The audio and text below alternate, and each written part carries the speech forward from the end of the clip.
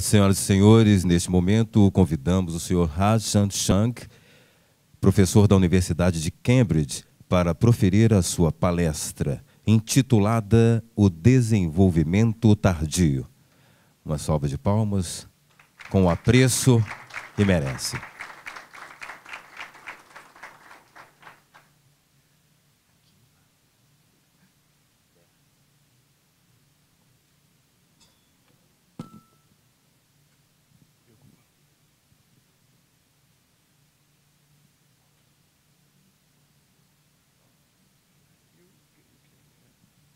Posso falar?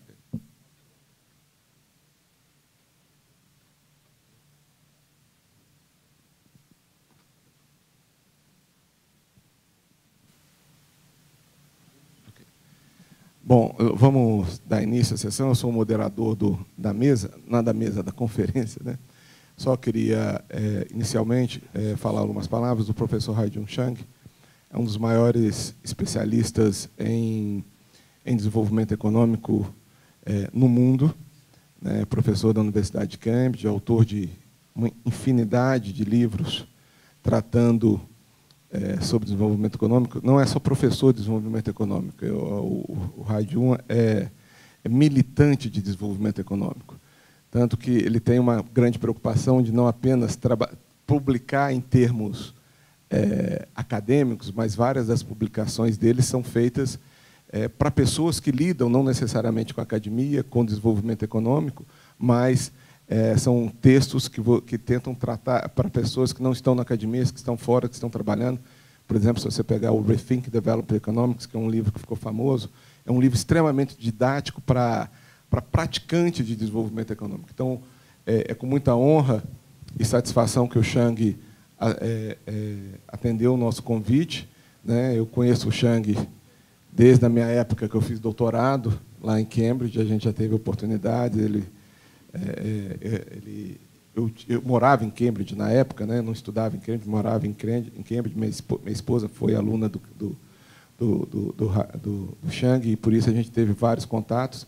E é com muita satisfação que a gente pôde trazer hoje aqui um expert que fala hoje para o mundo inteiro. Então, coloca o BDMG, coloca a ABDE no presente, no debate mundial, né? E eu queria, de pronto, agradecer e passar as palavras para ele, deixar que ele dê o show que ele sabe dar.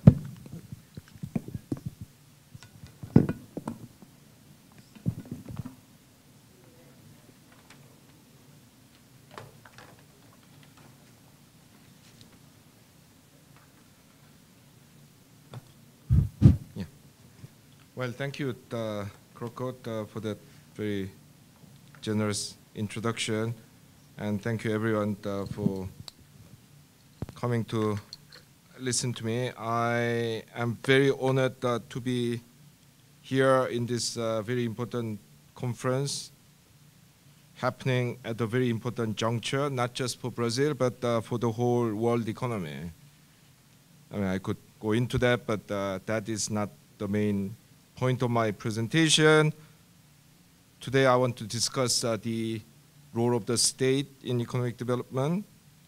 As you all know, this is not only the most controversial topic in economics, but it is also a controversy that is as old as the subject of economics itself. You know, economics in the old days was called political economy, very clearly recognizing that it is about power, politics, policy, and therefore role of the state was at the heart of economic debate right from the beginning. So given this long history, I can approach this topic in many different ways.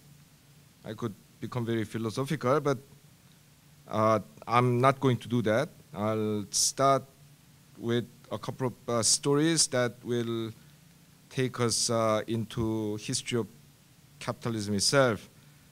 Now, the first story starts back in 1958.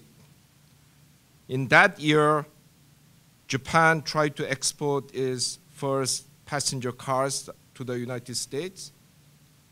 The company was called Toyota, and the car was called Toyo Pet. And as you can guess from the name, it was a small, cheap car that Toyota thought prosperous American consumers could pick up with changes left over from their grocery shopping.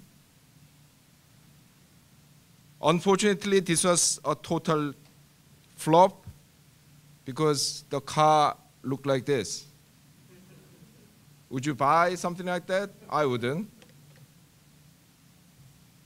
And it was such a failure that Toyota decided to officially withdraw the car from the American market. It was a huge humiliation. And then a fierce debate erupted in Japan because the free market economists said, look, this is what happens when a country with lots of labor and very little capital, whose main export is silk, tries to produce capital-intensive product like automobile, going against this comparative advantage. There's this the economic theory that says that country with lots of labor and little capital like Japan should be specializing in labor-intensive products, and capital-intensive products like cars should be produced by countries like the United States with lots of capital and little labor. Indeed, the Japanese automobile industry was a joke at the time. Back in 1955, all the 12 Japanese car companies put together produced 70,000 cars. In the same year, General Motors alone produced 3.5 million cars. All the US the automobile companies together produced 7 million cars. So from that time's point of view, it was a joke. This country that produces only 1% of cars that the United States does thinks that it can beat the Americans. So the free market economists in Japan said, no, we shouldn't be doing something like this. And they also argued that, and also it is not as if we didn't give help to the automobile industry. The Japanese automobile industry was started in 1933, and for the next 25 years, it was protected with very high tariffs. Since the Japanese government kicked out the American producers like General Motors and Ford, which are actually dominating the Japanese automobile market in the beginning, in 1938, in the run-up to the Pacific War, the Japanese government didn't allow any foreign investment in the automobile industry. And the free market economists were especially pleased to point out that Toyota was so mismanaged that in 1949, the Japanese central bank, the Bank of Japan, had to inject public money to save it from bankruptcy. So they said, don't tell us that you couldn't succeed because you didn't have help. You had 25 years of high tariff protection, 20 years of ban on foreign investment, and injection of public money only 10 years ago. What more do you want? This story today sounds really strange. Today we think Japanese cars are as natural as, I don't know, Scottish salmon or French wine. Maybe the cars grow on trees in Japan. But only 60 years ago, a lot of people, including many Japanese people, thought this industry should not exist. Well, luckily for Japan, and I would say for the rest of the world, which subsequently benefited from nice-looking and fuel-efficient cars from Japan, the protectionists won this debate, and the Japanese government continued with support for this industry, and the rest is history.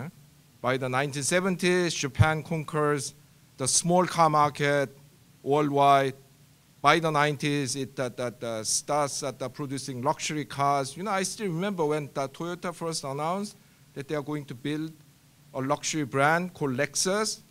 A lot of people said, Japanese luxury cars, that's an oxymoron. Yeah? You know, Japan is where cheap things are made. Yeah? And today, of course, Toyota is the biggest car company in the world. Yeah?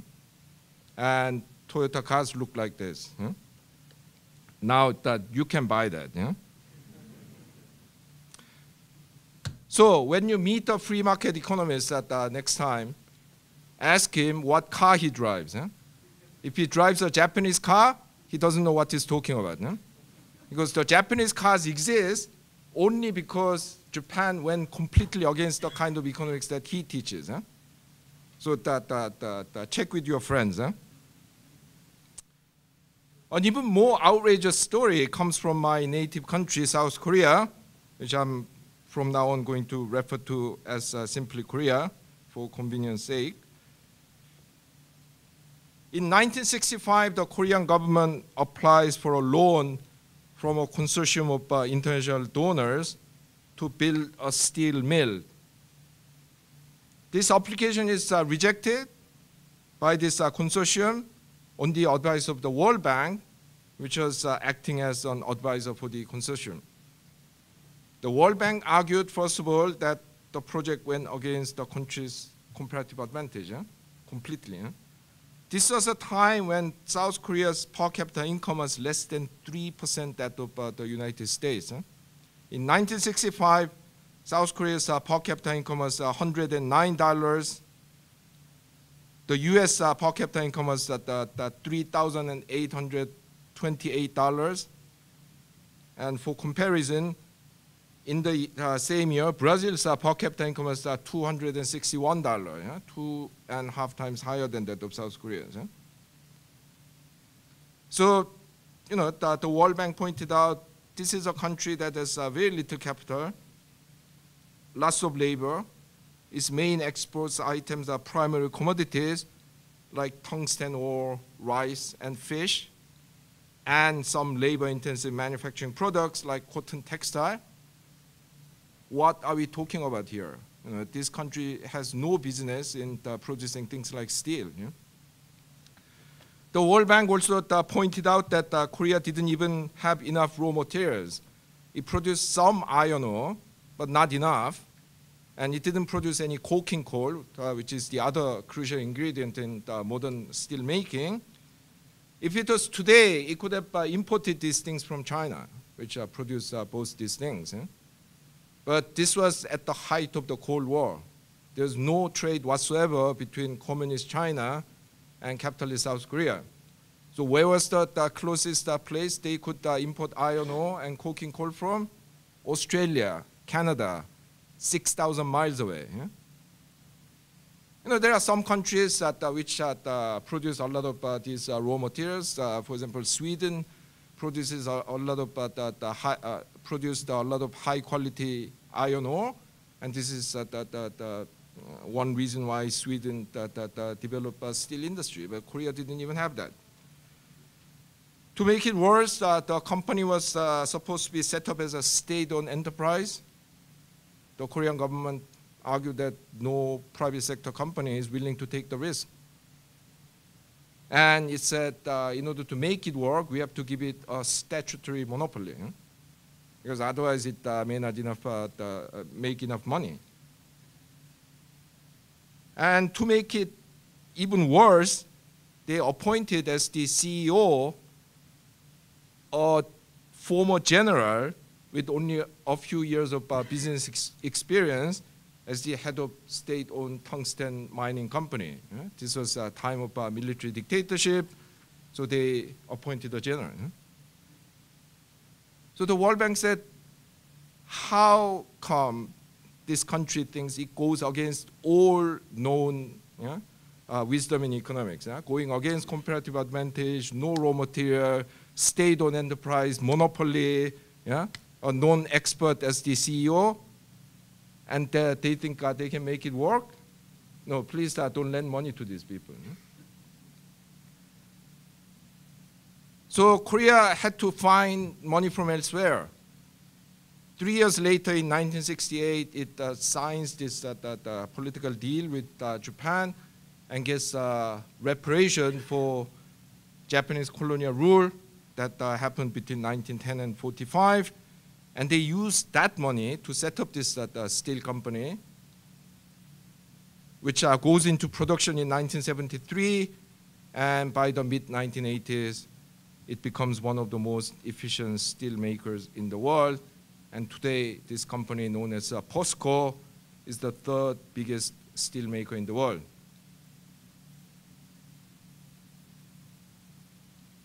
When I give examples like Toyota or POSCO, many people say that, oh, Japan, Korea, they are exceptions, you know. I mean, the weird countries where people eat rice with chopsticks, you know. You cannot really learn from these countries. Don't forget all the other rich countries, you know, Britain, United States, they all became rich through free trade and free market. Huh? But as I'll show you in the next 10, 15 minutes, the truth is that starting with 18th century Britain, virtually all of today's rich countries developed their economies through state intervention rather than free trade and free market. So let's start with Britain, a country that is supposed to have invented free trade, a country that is supposed to have invented free market economics. You know, until the 17th century, Britain was a backward country dependent on raw material export. Its most important raw material export was wool from sheep, which they exported to the so-called Low Countries, which are today's Belgium and the Netherlands. The Low Countries at the time were the center of what then was the high-tech manufacturing of Europe, namely woolen textile manufacturing. So making textile from sheep's wool. And yeah, of course, when you're a raw material producer, you get only a small slice of the final value. So the British tried to overcome this by providing protection, subsidies, and other measures to the woolen manufacturing industry. A critical shift came when this man, known as the first British Prime Minister, came to power. This guy is called Robert Walpole. He is today known mainly for his corruption. He was a very corrupt guy, but he was also a very competent economic manager. He was actually brought into power in 1721 when Britain had a major financial crisis. Some of you have heard of this thing called the South Sea Bubble. Yeah? So it was a speculative frenzy built around this company called the South Sea Company, which was supposedly doing trade with Latin America. Unfortunately, this was a time when Britain was almost constantly in war with Spain. So actually, in 10 years of its existence, it sent only one ship to Latin America. But then in 1720, guys running this company started spreading these rumors, yeah? That soon we'll sign a peace treaty with Spain and we'll send many ships. Yeah? We now have a deal to set up a trading post in Brazil, and you know, suddenly people started investing money in this company, and the price of the share of this company rose by 10 times in 9 months, and then it collapsed. So there was a financial mess that Walpole was brought in to clean it up, which he did, but he also introduced a series of trade and industrial policy programs to promote British manufacturing, especially, but not only, woolen manufacturing. And the policies that he used are very similar to what later countries like Japan and Korea used. Huh? So I'm not going to go into the details, but you know, looking at the measures he used, you will immediately notice that these are policy measures that became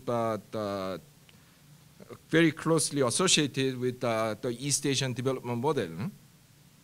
So protection, export subsidies, quality control over export, all these things.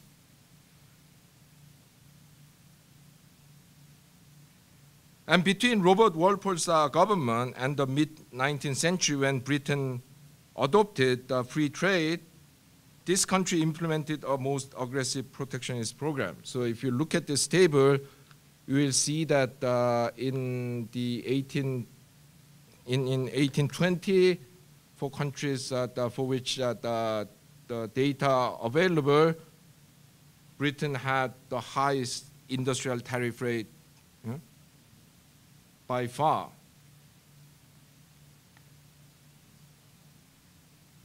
So basically for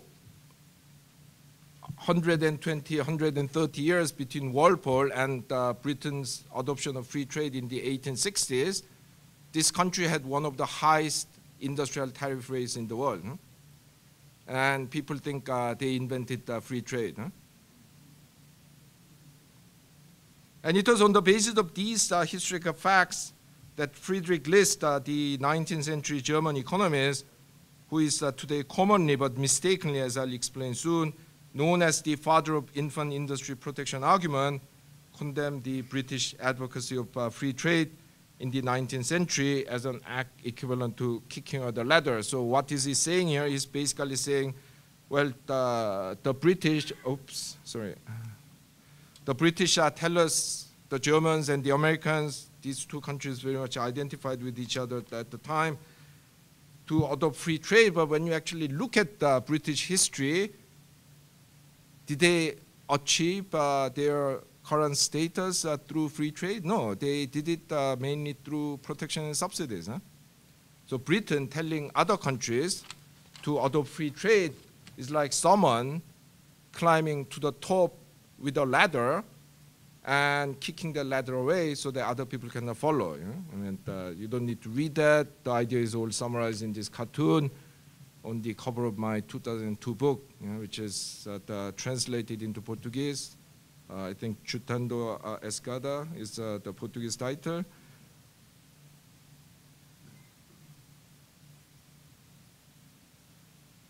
If Britain was the first country to have succeeded by protecting immature industries against superior foreign competitors, the first country to have theorized it is the United States. The person who invented the theory is an American who is so famous that most of you even know what he looks like, even though he's been dead for more than 200 years.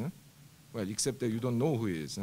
It's the guy on the $10 bill, Alexander Hamilton, the first Treasury Secretary, or what will be called Finance Minister in other countries of the United States of America. Hamilton became the US Treasury Secretary at the outrageously young age of 33. 2 years later, he submits this report to the US Congress titled the Treasury Secretary's Report on the Subject of Manufactures. And in this document, he outlines his long-term development vision for his country, in which he developed a theory which is today known as the theory of infant industry protection. Actually, if you are interested in that kind of thing, please take a look at Hamilton's document. I call it the first ever economic development planning document in history.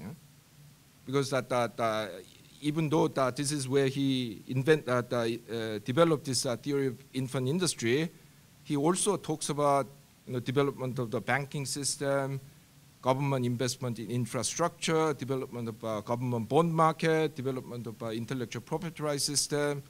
It is actually a very comprehensive development plan.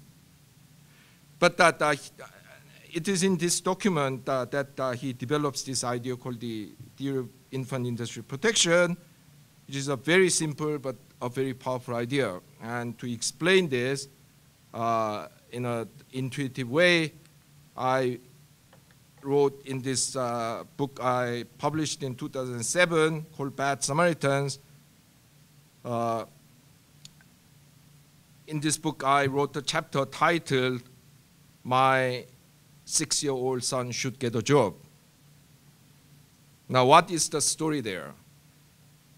Well, the chapter starts by saying, well, I have this 6-year-old son, which is, well, was true. You know, when I wrote the book, he really was 6. I mean, of course, children have this annoying habit of growing up, so he's now 17, but, you know, he really was 6 at the time. And I begin by saying, well, of course, I don't use such strong language in the book, but you know, I begin by saying, when you think about it, this guy's a total parasite. Huh? No, because I pay for everything. Yeah? I pay for his the food, accommodation, healthcare, education, his TV, yeah? His the computer games, and I realized that this doesn't have to be the case. Huh? You know, you go to Pakistan, you go to Peru, you know, there are children who work from the age of 4 or 5. Yeah? So why can't he work? Yeah? Yeah, then I'll save a lot of money. Yeah? He can support himself. And then I realized that this is a win-win solution. Yeah? Because that, it not only means that I'll save money, but he'll become a better person. Huh? You know, he'll be exposed to the rigors of competition in the labor market. Yeah? Now he'll have to, you know, practice whatever profession that he's going to take on. You know, selling chewing gums, shining shoes. Yeah? No more time but wasted in front of TV, in computer games. Yeah? Yeah, so this is a great idea, isn't it? Yeah? I save money, he becomes a better person. Yeah? So why do I not do it? Yeah? So my reasoning was, well, I don't know about other people, but you know, he's reasonably clever. You know, if I supported him for another, I don't know, 12, 15 years, he could become lots of things. You know, he could become, I don't know, an architect. He could become a neurosurgeon, you know, he could become, I don't know, nuclear physicist, yeah. Of course, there's a good chance that this guy might turn out to be a total waste of time, you know. He could be, I don't know, 33 and unemployed and live with me, unlike, so he liked that guy, what was his name? Jesus Christ, yeah.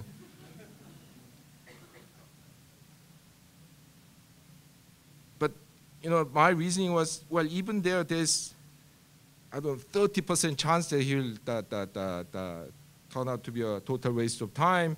I'm still willing to support him because if I send him to labor market at the age of 6, he will never become one of those things that I mentioned earlier. No chance that he can become an architect, yeah? Or neurosurgeon. Yeah? Forget about it. Yeah? Yeah, so in a nutshell, this is the idea of infant industry protection. Yeah? You know, rather than exposing your young industry to full the global competition from the beginning, which will wipe them out and basically confine them to low productivity activities, you protect and nurture them exactly in the same way that we protect and nurture children until they grow up and can compete in the other labor market. Now, this is a very powerful idea, but in recommending this idea, this guy with only a liberal arts degree from what then was a second-rate college called King's College of New York, which interestingly is called Columbia University today, was going against the advice from the leading economists of the day, Adam Smith. Adam Smith very kindly advised the Americans very explicitly in his book, The Wealth of Nations, that they should not try to artificially industrialize because it is bad for them. Very interestingly, this is what the World Bank tells developing countries today. Don't try to artificially industrialize. It is bad for you. Yeah, so naturally, other Americans were not very impressed by this, you know, especially Thomas Jefferson, the then state secretary and later the third president, and Hamilton's political archenemy, argued this is ridiculous. Eh? We can produce our cotton, our tobacco, of course, don't mention the slaves, yeah, and sell them to Europe and import manufactured products which are not only better but also cheaper, even considering the transportation cost, than what the pathetic Yankee producers can produce. Eh? So why should we subsidize these guys? Eh? This is insane. Eh? So the Congress rejected Hamilton's proposal to raise tariff to 40%, 50% on average. Hamilton, of course, was quite politically powerful guy, George Washington's right-hand man, so they couldn't completely ignore him. So they raised tariff a little bit to like, at the time, American average tariff rate was only 5%, so they raised it to something like 12%, sent him away. But 12% tariff was not even nearly enough to give adequate protection to American industry. And unfortunately, Hamilton kind of died in 1804 at a relatively young age of 49. Interestingly, in a pistol duel. And the guy who shot Hamilton dead was called Aaron Burr. And he was the serving vice president. Yeah? This was wild time. Yeah? The serving vice president shoots the former finance minister dead, and no one goes to prison. Huh? So Hamilton didn't see the day when his idea was adopted, but the US actually, following the end of the Anglo-American War of 1812, the first and so far the last time when the American mainland was invaded by a foreign army, the Americans after that realized that without building manufacturing industry, they cannot have a strong economy and therefore strong country. So it moved towards protectionism, and from about 1830s, I mean, you cannot see it from the table, but you can take my word for it. Until the Second World War, the US remained the most protectionist country in the world most of the time. Yeah?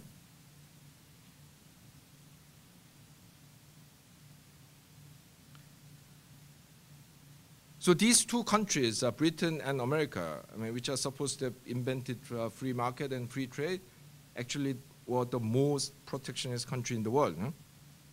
Now, when I say the world, I mean, some of you might be thinking that guy is insane. I mean, there are only about 15 countries, and he's talking about the world, so Eurocentric. But actually, in terms of tariff purpose, these were just about the world, because you know that Latin American countries, some developing country, I don't know, Venezuela or the Ecuador, that try to do something like this, Americans will bomb the country. Yeah? But they were doing it when they were at the receiving end of foreign investment. Japan and Korea and Taiwan, to a lesser extent, virtually banned foreign direct investment until the 1980s. Finland classified all firms with more than 20% foreign ownership as dangerous enterprises. I didn't invent the term. This is official Finnish term. Yeah? So foreigners got the hint and kept away. Yeah? Same story with state-owned enterprises. Today, developing countries are told not to use state-owned enterprises, possibly except in public utilities. But Germany and Japan used state-owned enterprises to kickstart industrialization. So what they did was to set up state-owned enterprises, which they call model factories in new industries with high risk. So textile and steel in the case of Germany, steel and shipbuilding in the case of Japan. And they developed the enterprise, and when they could stand on their own feet, they privatized these companies. State-owned enterprises were extensively used in several countries after the Second World War: France, Finland, Austria, Norway, Taiwan, Singapore. Singapore is actually a very interesting case.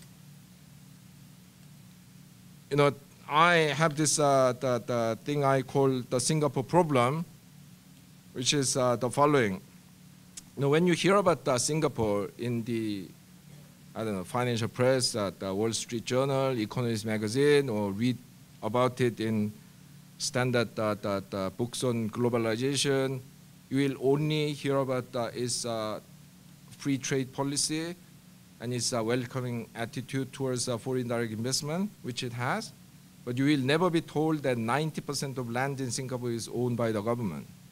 85% of housing is provided by a government-owned housing corporation. And 22% of GDP is produced by state-owned enterprises, including the famous Singapore Airlines. So I give my graduate students what I call the Singapore problem. Give me one economic theory. Doesn't matter what it is, neoclassical, Marxist, Keynesian, Schumpeterian. One economic theory that can single-handedly explain Singapore, I dare say there is no such theory. So Singapore is a challenge to economies. I mean, what we have here is a very successful economy combining features of the extreme capitalism and extreme socialism. I mean, there's no theory that can single-handedly explain it, because this is result of very pragmatic adaptation, not an attempt to build an economic system based on some economic theory. And this is how the world works. State-owned enterprises account for only about 1% of United States GDP, but the country has one of the most successful state-owned enterprises in human history. Well, except that it's not called a state-owned enterprise. It's called US military. No, it's quite amazing. I mean, in almost all areas where the Americans have international technological advantage, in the beginning were the US military. You know, computer, internet, GPS, all of these were developed for the Pentagon. Some of you know about this because you have read Mariana Mazzucato. Very few people know that actually the semiconductor, the raw material of modern information economy, was initially totally funded by the US Navy. The US aircraft industry would not have existed in the form that it does unless the US Air Forces hugely cross-subsidize civilian aircrafts by paying these inflated prices for military aircrafts.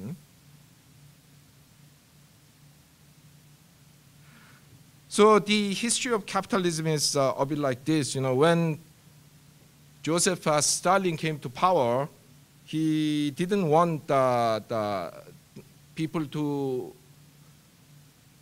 know that people like Trotsky and Kamenev were around Lenin. I mean, today very few people know who Kamenev is. I've shown this picture to thousands of people, and only one Mexican congressman or former Marxist professor could tell who Kamenev is. Kamenev is almost forgotten today, but he was Trotsky's brother-in-law.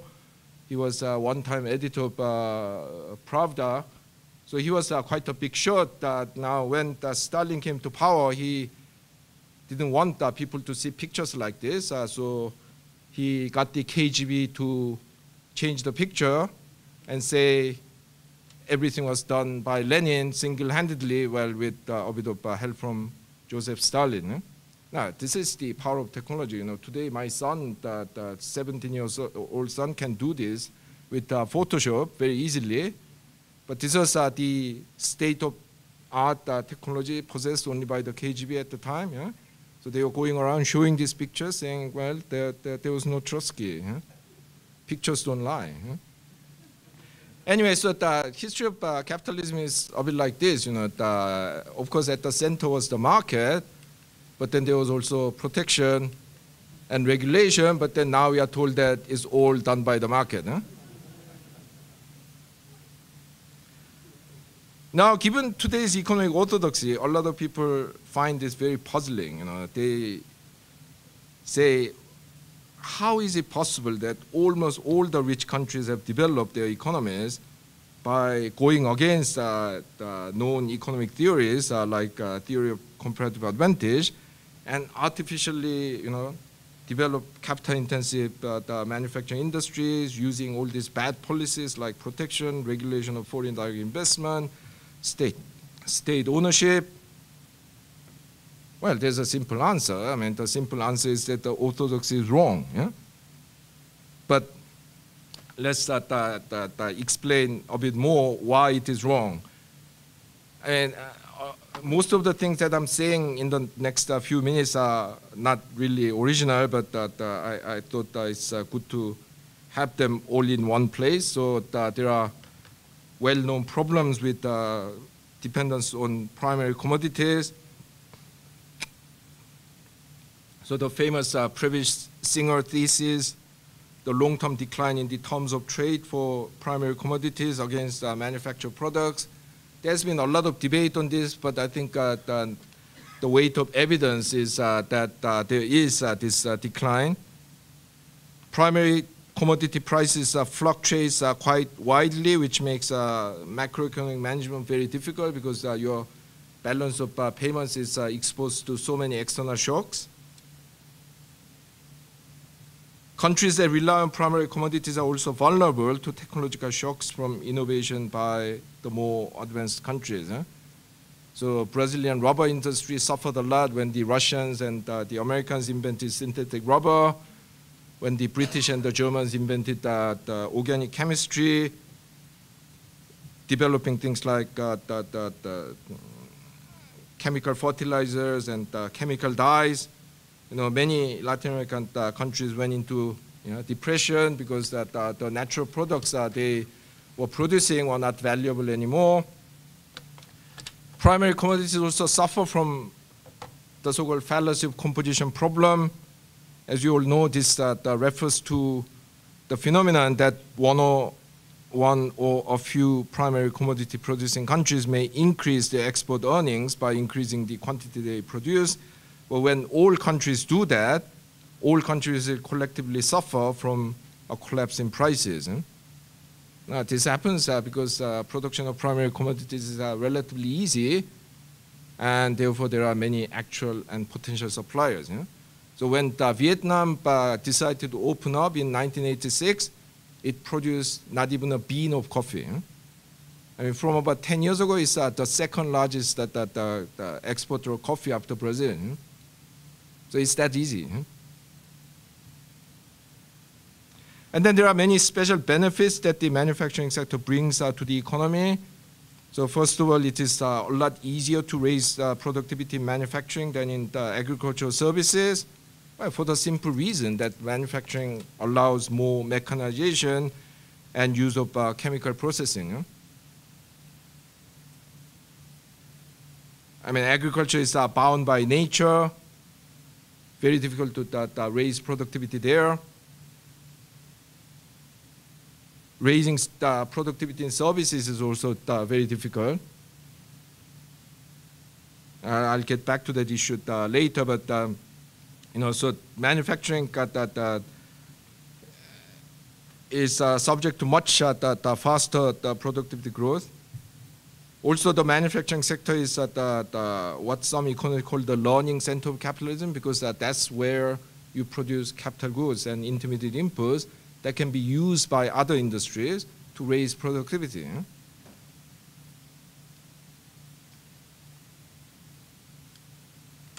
The manufacturing sector has also been a source of organizational innovation, which have been transferred to other sectors. So modern inventory management, first developed in the manufacturing factories, are now at the center of modern retail industry. In McDonald's and other fast food restaurants, you don't cook food, you assemble food, like the production line. So you have all these the problems with primary commodity dependence and special benefits of manufacturing. Of course, all of this does not necessarily mean that industrialization requires an active role of the state, because you could argue that, yeah, even if industrialization is necessary, it could happen through free trade and free market. I've already discussed the infant industry argument, which says this is not the case, but there are also many other economic theories that from many different intellectual traditions, the neoclassical economics like the Hicks and Sen and Arrow, developmentalist school like Hirschman and Hamilton List, Marxist school like Feldman, Preobrazhensky, Mahalanobis, even Austrian theories can be used to justify some role of the government in industrial policy. I don't have time to discuss all this, but there is actually a huge range of theories that explain why industrialization is not going to happen if you left things to the free market.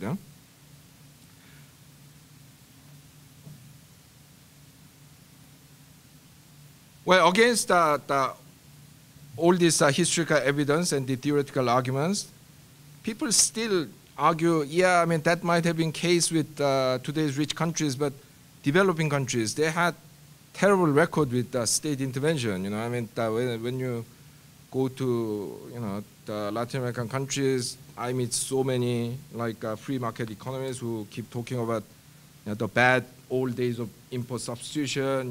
Your former central bank governor, Mr. Franco, famously said that he's trying to undo 40 years of stupidity.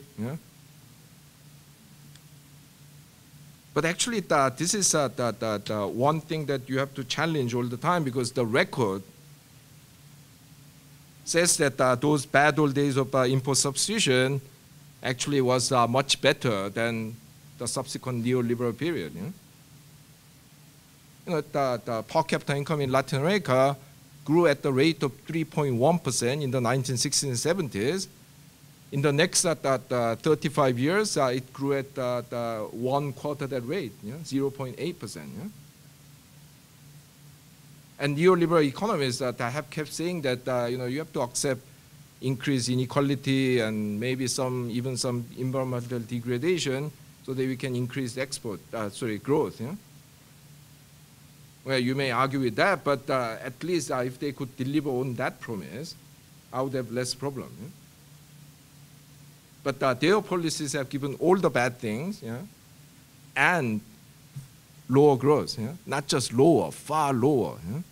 In Africa, in the last 35 years, I mean, income has grown at the rate of 0.3%.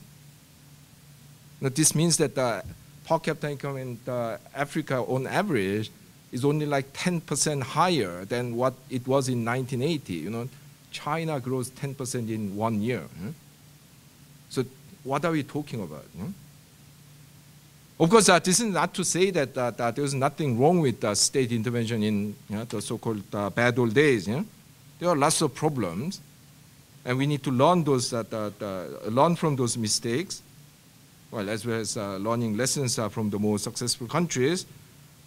There are many lessons to draw, but let me talk about just two things that I think are the most important.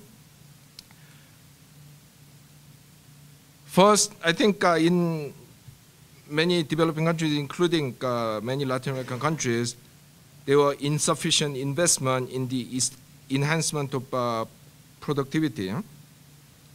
The point about infant industry protection is that it creates the space within which new industries can grow.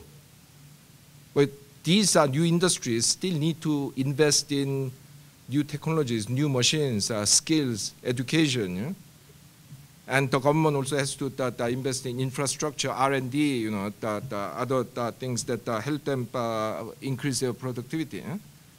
So to go back to this analogy of my son, it's necessary that I send him to school, but if he's going to succeed, the kid has to study. many countries just provided protection and didn't force the industries to raise productivity. So in some countries like India, you had so-called infant industries that were infants for 45 years. That's getting a bit too much. Why did it happen? Because there's no effort to make these guys invest in increasing productivity. Secondly, I think there were insufficient emphasis on exports. During the import substitution period, many developing countries, including Brazil, neglected exports. But economic development requires strong export performance. Why? Because as a developing country, in order to develop, you have to import advanced technologies. Whether through machines or technological licensing, there's no other way. And in order to do that, you need foreign currencies. And where are you going to get those foreign currencies? Mainly through your own exports. So without export, there cannot be any economic development. Of course, saying that export is the key to economic development is not to support free trade. Because there's a very important confusion here. Because when you say export is important, people immediately say, oh, yeah, so that's why we have to do free trade. No. Actually, you need a lot of industrial policy to have successful export industries. And this is exactly what the successful East Asian economies have done. Basically, the problem is that export market have very high entry barriers, which especially smaller firms and farmers may not be able to overcome.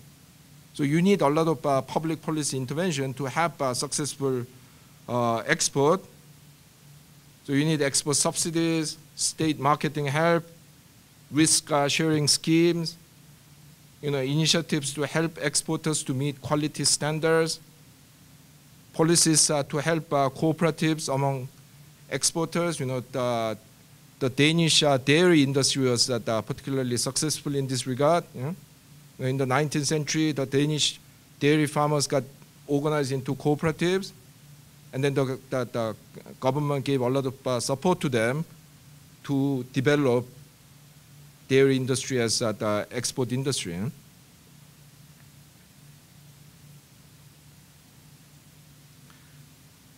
So export is important in order to develop your economy, but this requires a lot of government support. And when it comes to long-term export performance, you need even more government intervention because you need to grow new generations of export industries. Because a lot of countries got stuck. I mean, this is these days known as the so-called middle income trap. So you, like Thailand, like the Philippines, you become quite successful in generating export, mainly by working with multinational corporations, but then you are stuck at that level and cannot progress further. In contrast, if you look at countries like South Korea, they started with the worst of the worst, the labor-intensive manufacturing, so making cheap T-shirts, making wigs made with human hair, I mean, making, assembling cheap transistor radios.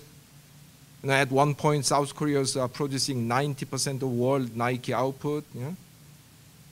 But it didn't get that stuck in the middle income trap because they used the earnings from these industries to develop better industries. So first, they put the money into the petrochemical, the automobile, and then into electronics, semiconductors, mobile phones, and all of that required infant industry protection. So this idea that somehow you can separate export from import substitution is, in the short run true, but in the long run impossible.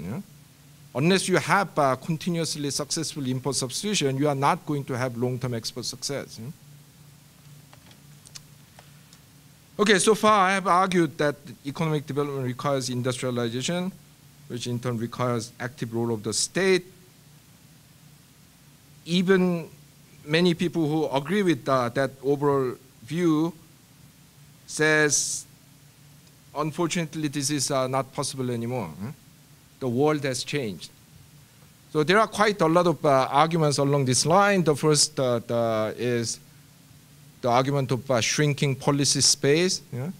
So the WTO especially, but also the other changes in international economic system have shrank the policy space for national governments.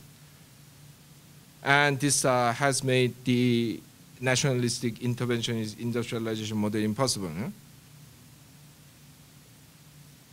Secondly, people talk about the rise of global value chains. So basically the argument is that now these the huge transnational corporations coming from the rich countries dominate the global industry, and you cannot have independent industries anymore. So you basically have to become suppliers to these companies.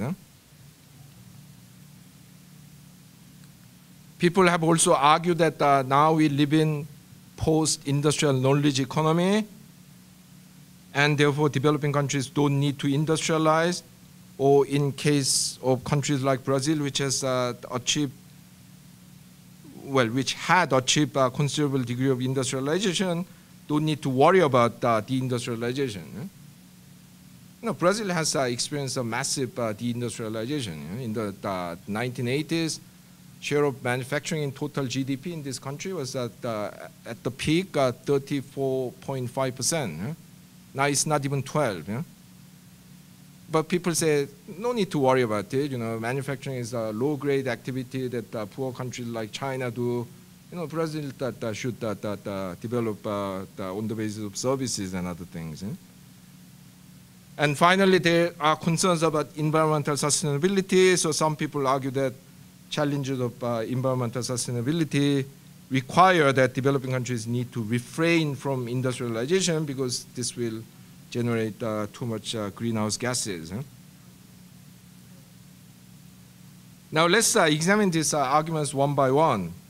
Well, first of all, the shrinking policy space argument is, of course, some truth in this. I mean, some tools of industrial policy have become impossible or difficult to use. You know? So for example, the WTO bans export subsidies except for the least developed countries, basically countries with less than $1,000 per capita income. Yeah? The WTO bans the local contents requirement. Yeah? So when you're accepting foreign direct investment, you cannot make it a condition that you have to use more than a certain proportion of inputs.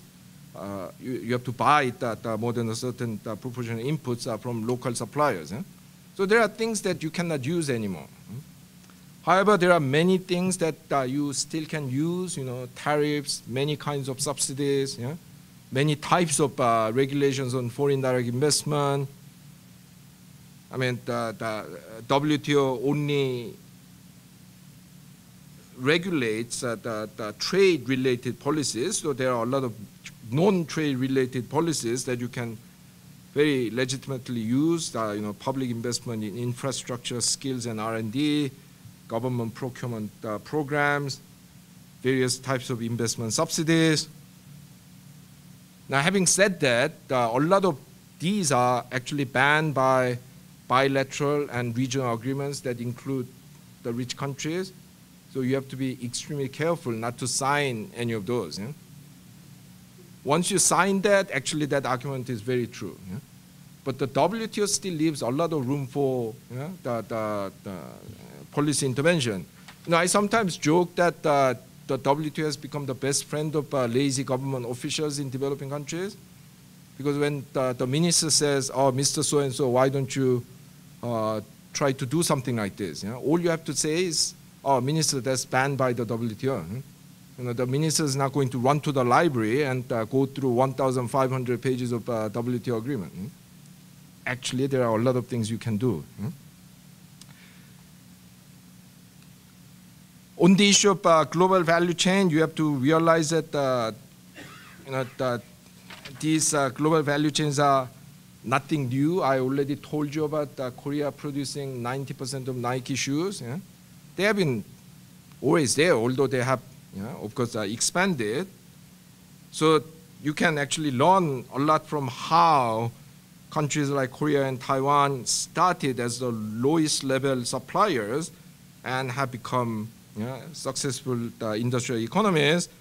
And basically, the lesson is that countries need to, there's nothing wrong with starting as a kind of subordinate member of global value chain, but they need to upgrade within the chain and eventually create and control their own global value chains. So Korean automobile and electronics industries are the best examples. Korea started out as, assembler of the lowest kind of lots of electronics product. One of them was actually semiconductors. So in the beginning, when the Texas Instrument and Fairchild, two American companies supported by US Navy, had the world monopoly on semiconductors, they did final kind of assembly of the microchips in South Korea. So you start like that, but then eventually you become the biggest and most productive microchip producer in the world. Of course, this required a lot of investment, a lot of public policy intervention, but you can do it, you have to do it, otherwise you get stuck in the so-called middle income trap. And it's not just Korea and Taiwan, but China and Singapore, which have relied a lot more on foreign direct investment than Korea and Taiwan did, which have used these measures. As for the discourse of the post-industrial knowledge economy, the first thing I want to point out is that we have always actually lived in a knowledge economy. It was never the act of making things, but the control over superior productive knowledge that has been the key to economic prosperity. So China was before 1500 the richest country in the world because they had the best technologies. Britain became the top nation in the 19th century because they had the best technologies. So in a way, this the idea that somehow this knowledge economy is new is very misleading. Indeed, as I already pointed out, the manufacturing sector has always been the main source of new productive knowledge. It's a knowledge-producing sector.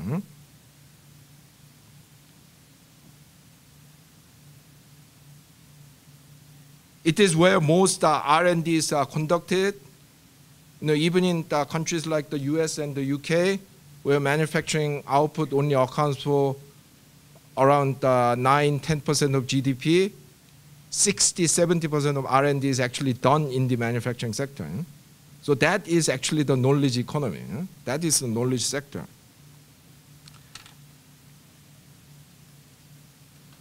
Secondly, many knowledge-intensive services like research, engineering, and design that are supposed to be new have always been there.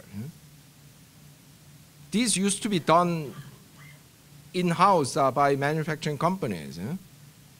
Many of them have been spun off. Many of them have been outsourced. So you think all of these things are new? No, but these things have been done all the time. Thirdly, all these knowledge-intensive services like finance, design, engineering, they sell mostly to manufacturing firms. So without a prosperous manufacturing industry, there's not going to be a prosperous knowledge-intensive services sector. Of course, countries can export these services. Sorry about the formatting there. As the United Kingdom has been doing in the last couple of decades. But over time, those service companies are likely to lose their competitiveness because they need close interaction with their customers in manufacturing sector in order to improve their quality and productivity. So for example, there's this famous semiconductor company called ARM in Cambridge where I live. This is a company that designs very high specification microchips. Huh?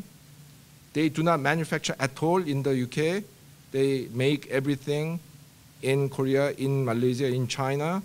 And I have a friend who used to work there, and his prediction is that in the next 15 to 20 years, the company will probably move to East Asia.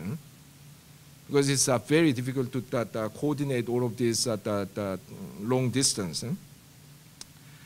Okay, so there are good theoretical reasons to cast doubt on this discourse of post-industrial knowledge economy. But when I do that, people say, oh, but how about Switzerland? How about Singapore? You know? Don't they show that you can become very rich on the basis of services like finance and tourism and so on? Some people point out that India has had great success in the export of IT-based and other services, and maybe this is a proof that developing countries don't need to really industrialize in order to develop.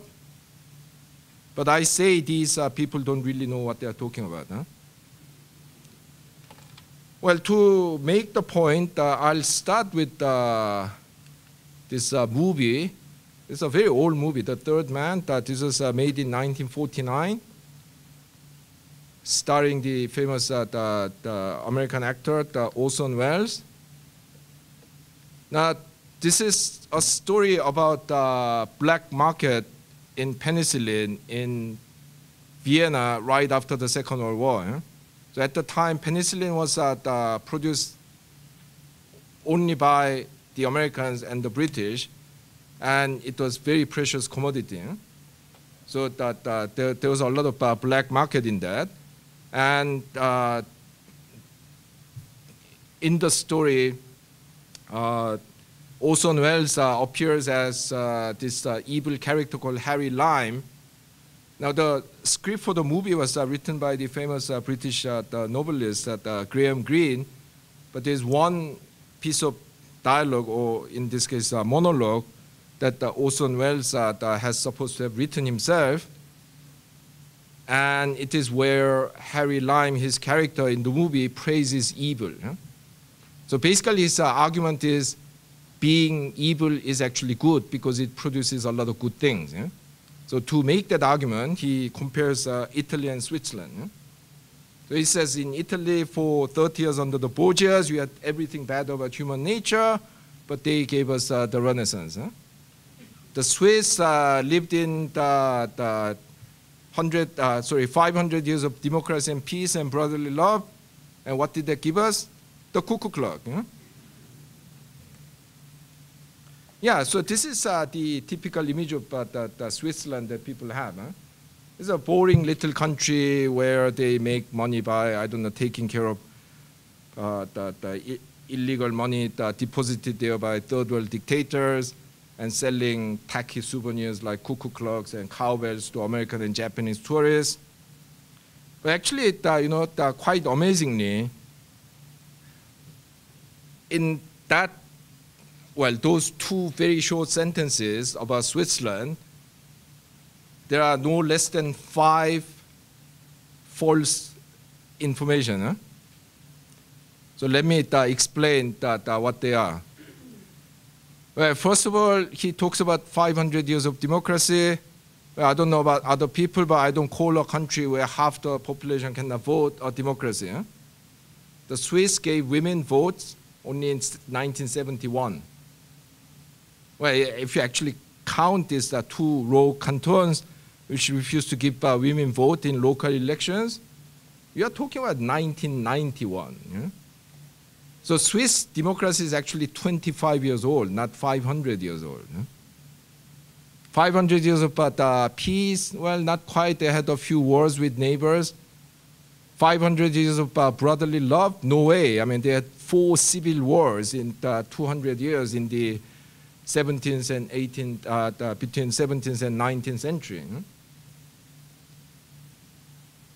And the cuckoo clock was not invented in Switzerland. It was invented in Germany.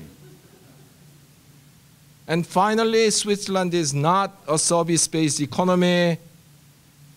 living on things like the banking and tourism, it is actually literally the most industrialized economy in the world. Sorry about the grammatical mistake there. Switzerland produces the highest amount of manufacturing output per capita in the world.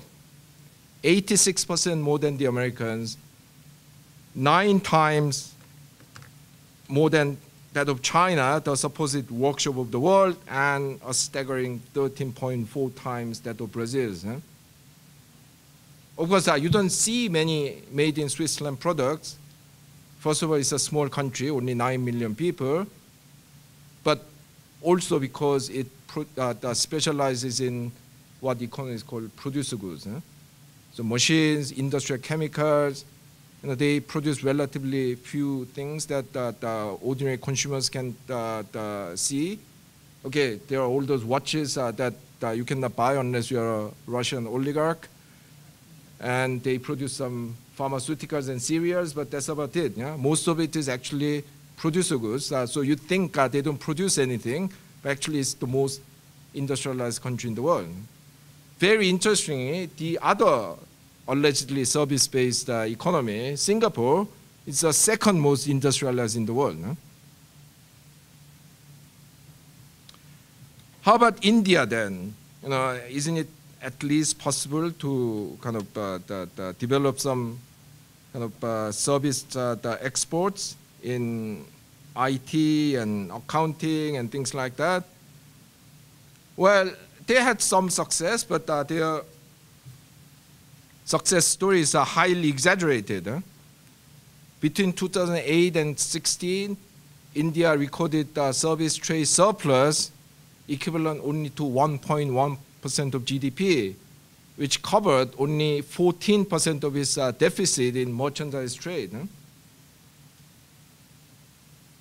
Also, having specialized in low-level knowledge-intensive services like back office functions for banks and airlines, reading of MRI scans, low-level IT jobs, what little success it has had in service trade is very vulnerable to the development of artificial intelligence.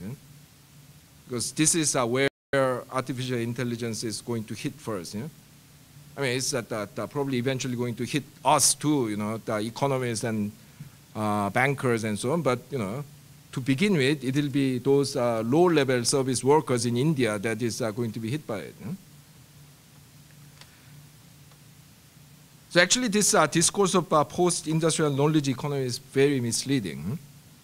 And if anyone in Brazil is thinking our deindustrialization is okay because we are now in post-industrial knowledge economy, please think again.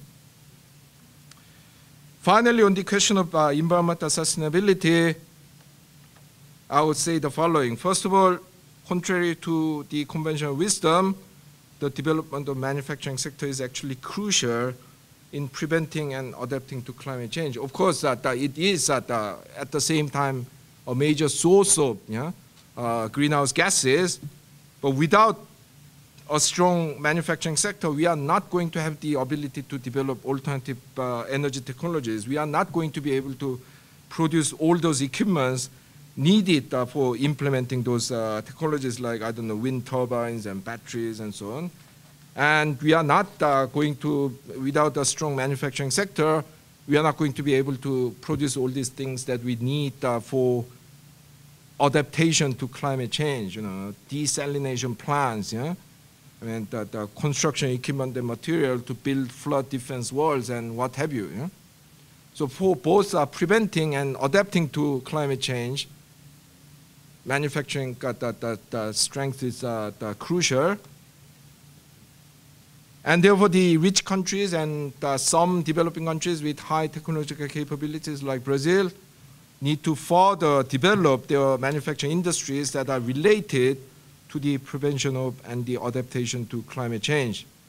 And this means actually more, not less, state intervention. Because the development of green energy and the introduction of climate adaptation measures require large-scale investment in R&D projects with long time horizons and highly uncertain outcomes, as well as large-scale investment in infrastructure.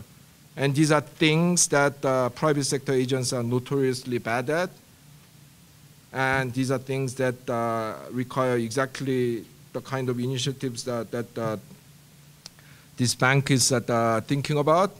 You need development banking basically to engage in this kind of long-term uncertain project that are, however, vital for the society. Okay, let me conclude that I have first discussed how both economic theories and historical experiences show that economic development requires industrialization through active state intervention. And then I discussed why state intervention didn't work in developing countries in Latin America and other regions, as well as it did in regions like East Asia, or before that, Europe. I then discussed those views that argue that recent changes in technology, institutions, and economic systems have invalidated this model. And in that connection, I examined the policy space argument, the global value chain argument, the post-industrial knowledge economy argument, and the environmental sustainability argument, and found all of them unconvincing or incomplete. Of course, in making this argument, I'm not trying to suggest that everything will be fine if you go back to the 1960s. I'm not suggesting that everything will be fine as if you can copy South Korea of 1970s or the United States of the late 19th century. Yeah, actually, if I did that, I would be making the same mistake that the World Bank and the IMF have been making in recommending one-size-fits-all policy to all countries. So even though the underlying theoretical issues may be similar, different countries need to use different policy packages because they have different conditions. Yeah? They are at different stages of development, they have different natural conditions, they have different sizes, different institutions, different politics. Indeed, the very fact that the rich countries themselves all use different models of state intervention is the proof that there isn't just one way of achieving economic development. Just think about it. You know, we tend to think that all capitalist economies are alike, but no. I mean, American capitalism is completely different from the German one, which is very different from the French one, which is completely different from the Japanese one, and so on. And when you bring in countries like Singapore, you don't even know whether you are talking about capitalism anymore. Yeah?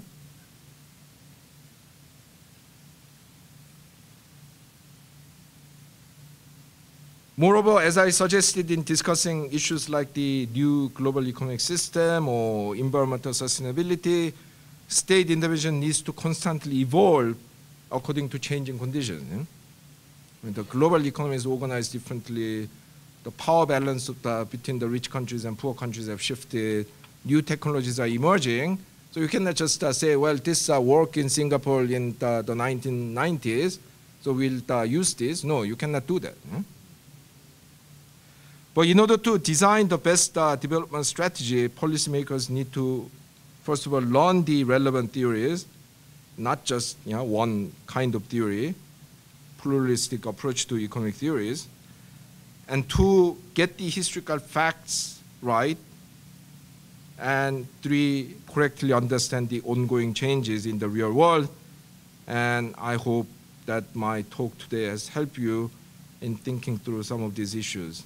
Thank you very much.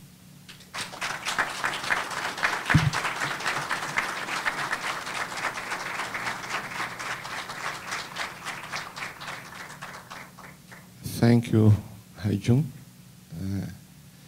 I have to make some comments. I do in English to be, I suppose, to be easy for you than the translator. But the first thing that I would like to address is that from your presentation, it's straightforward that, okay, the state has a huge space, and not only the space, the necessity to play a role in economic development nowadays.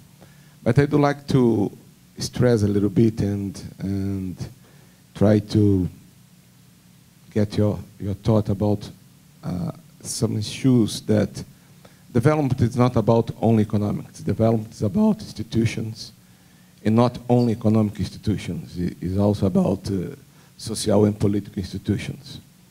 And nowadays, in all the world, we are seeing that same of this kind of discourse, industry protection, American first, that kind of discourse that, okay, you have to avoid, to protect our industries, we have to protect the jobs of our citizens, are being made by right-wings parties, right-wings people, and together with this discourse, which could have some similarity with you are saying here that, okay, we have to avoid to expose our jobs to the external competition, to expose our industry to our competition. Together with that comes completely not democratic policy related to the civil rights and so on and so forth. So the point is here, okay, I will try to avoid. Is possible development? Is it possible for the development? You have one economic development without the development, the development of social and political institutions. I'm thinking about Trump, Marine Le Pen, and the other ones in the developed countries. So this is why I tried, because for us this is very important nowadays, because you are facing here in Brazil a huge regression in the institutions that you have here, the political institutions, the social institutions that you have had here. So the point is, okay, there is a space for the state to have some role in economy development, so on. But is it possible to do economic development without having social and political institutions in a good shape? Right, thank you for that very important comment. Yeah, no, I mean, completely agree with you that you know, you cannot just develop the economy and hope that everything else will follow. So that let's make that clear. I'm going to respond to your comments at a number of different levels. So at the deepest level, I don't consider myself Marxist, but in this sense, I'm very Marxist. I believe that, you know, the develop politics and societies without is impossible without developed economy. So, okay, I mean, that is debatable exactly when that level happens, but, you know, when you're very poor, I mean, when everyone is just trying to survive, it's very difficult to have a decent society, democratic politics, and so on. So I mean, that is the background. But about what you say, you know, why are we seeing all this discontent in Europe and North America? Well, we are seeing it basically because the last 30 years of neoliberal experiment has failed. You know? Because in all countries it has generated lower growth. You know, the growth rate in the rich countries in the 1670s was about 2.5%. In the last 35 years, it has been about 1.3%. Yeah? And secondly, this low growth that has been very unequally distributed. Yeah? So in that most countries, inequality has been rising. And living standard has been stagnant for many people. I mean, especially in America, that the median wage has been stagnant since the 1970s. And the wealth is concentrated upward. And yeah, I mean, it's not surprising that people get very angry about this. So that you have to emphasize that this is the result of failure of neoliberalism. And how about protectionism? You know, I advocate protectionism, but what I advocate is what I call asymmetric protectionism. So my view is that if you are really poor, you should be allowed to protect just about anything. As you become richer, you should protect less and less until you become very rich, in which case you have to protect, some, but only minimally. It's like, once again, raising a child. So when they are very young, very vulnerable, you do everything to protect it. But when they begin to demand money when they are 45, you have to kick them out. So in that sense, Donald Trump trying to blame things on the Chinese, is ridiculous, because the main cause of this political discontent is the kind of vastly growing power of the American corporations who don't pay any taxes, and then who give ridiculous wages to their workers, and that ship all the jobs out of the country. So actually, the rise of these right-wing sentiments across the rich world is a classic example of divergent tactic. Because these people should be challenging the multinational corporations. They should be challenging tax havens. They should be challenging the politicians who want to cut welfare spending. Instead, they are blaming the immigrants and the Chinese. So we have to keep making this argument.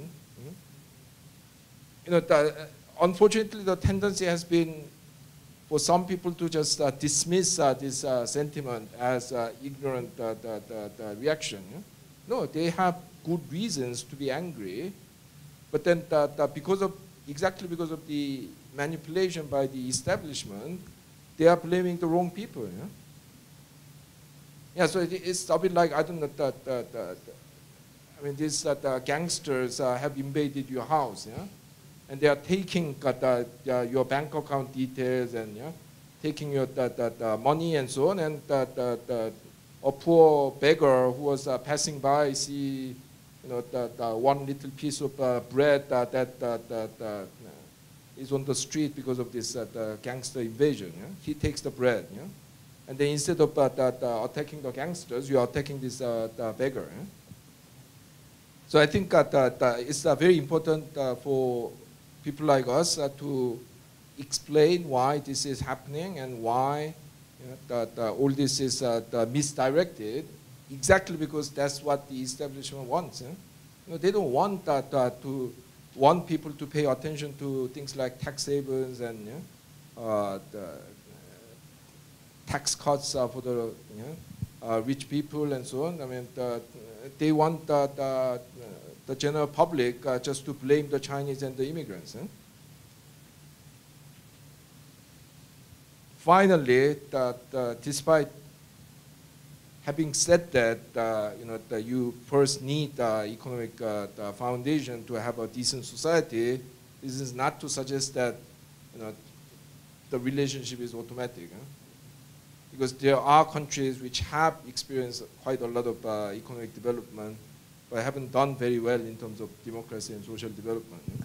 There are countries which have done not so great with economic development, but still has developed a decent social policy and decent political system. So I don't want to emphasize, give you the wrong impression that it's all automatic. Let's wait until our per capita income reaches $20,000 and that we can have everything. That we have to fight for this, and that's very important to bear in mind. But finally, I want to emphasize that in all this debate, that we have to emphasize that markets are products of politics. Because unless that you can challenge the boundaries of the market that you have today, you are never going to make a decent society.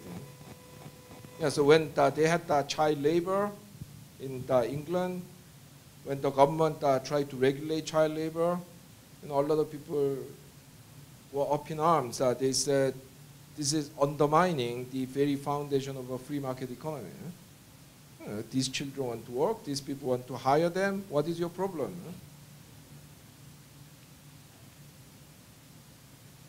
200 years later today, no one in England argues that we need to bring back child labor in order to free our labor market. Actually, there's no economic theory that tells us that we shouldn't have child labor. Why not? There's no economic theory that we shouldn't have slaves.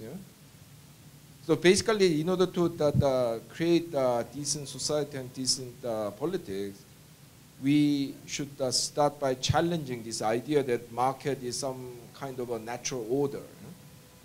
It cannot be kind of influenced by the politics and social demand. This is the best defense that the establishment can have. Once you can say that, well, the market should be like this because there's some natural law, so don't you try to intervene in this by imposing taxes and regulations. Once you can do that, then there's no room for change. So we have to start by challenging this very idea that market is a natural order. We have to emphasize that it's a political construct. And from there, we have to create a decent society and decent political system through public engagement and democratic debate. Thank you.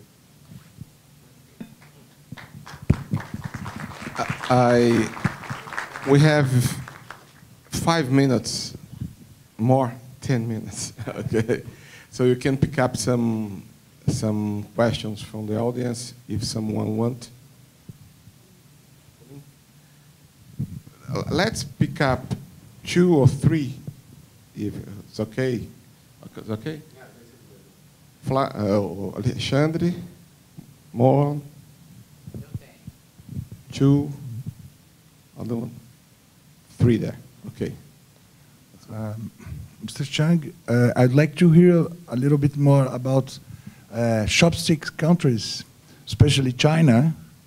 How you see China in this context of the developmental state, as China is in the forefront now, and especially if you see some possible limits to this continuous unprecedented growth we see in China for 30 years. Thanks.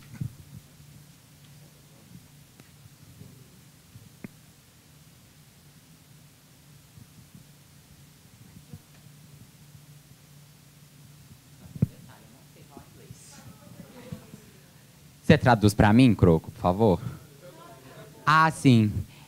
Bom dia, professor. Eu gostei muito da sua palestra. Bom dia, gente. Professor, eu gostei muito da sua palestra. Agora, eu gostaria de entender um pouco melhor, de uma forma mais aprofundada, quais são os seus argumentos quando o senhor disse que a experiência neoliberal falhou em alguns países. Eu não pude compreender muito quando o senhor disse essa questão. E também eu gostaria de entender um pouco melhor por que o baixo crescimento econômico ele traz desigualdade. E é só. Obrigado, viu? Thank you.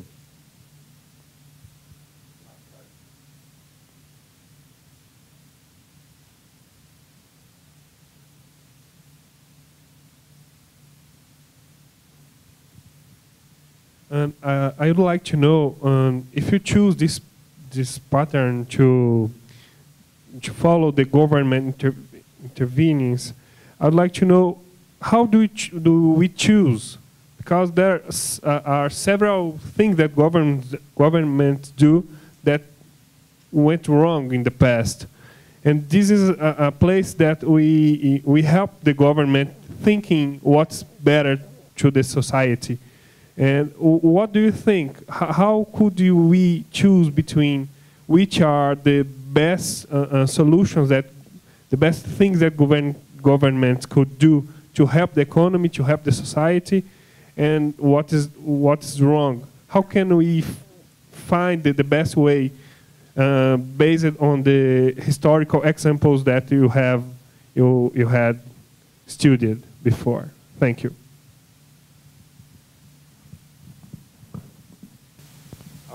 The first question, can China continue its growth and development? Well, they have a lot of challenges. I mean, first of all, you have to realize that income inequality has increased hugely. I truly don't understand how they can pretend they are socialist anymore. I mean, it's one of the most unequal countries, at least in Asia. And people are not happy with this. You don't hear about this, but every year there are hundreds of thousands of industrial strikes and demonstrations and local riots, and people are not happy. Now, as far as the economy grows at 7, 8, 10%, they can contain it because even the poorest guy gets to eat another bowl of rice, and people accept this. But as soon as they begin to slow down, which is already happening, this is going to create more social tensions. So I sometimes liken the Chinese economy to a bicycle. As far as you are moving fast, you don't fall. But when you slow down, you fall. And this is, I think, the biggest challenge. And I mean, the Chinese leadership is aware of this, but can they do things early enough, on a large scale enough to change this? I don't know. So I'm not as optimistic about China's future prospect as other people. Secondly, why did neoliberalism lead to lower growth? Well, basically the problem is that the so-called trickle-down economics has failed to work. Trickle-down is not a stupid idea.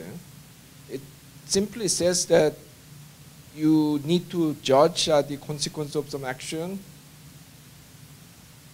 in the long run. So the argument was you give more people to people at the top, more money to people at the top, and they invest more.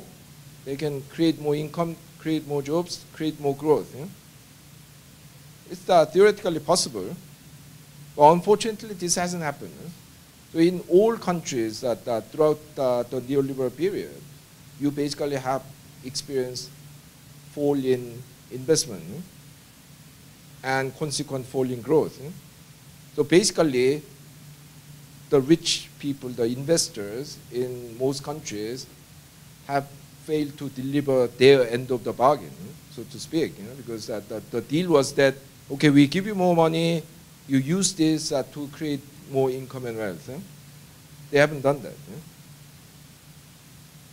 So maybe it was possible in the first 10 years to say, well, it will happen soon, but after 30 years, you do the same thing again and again, and you still have the same result, and you keep doing it.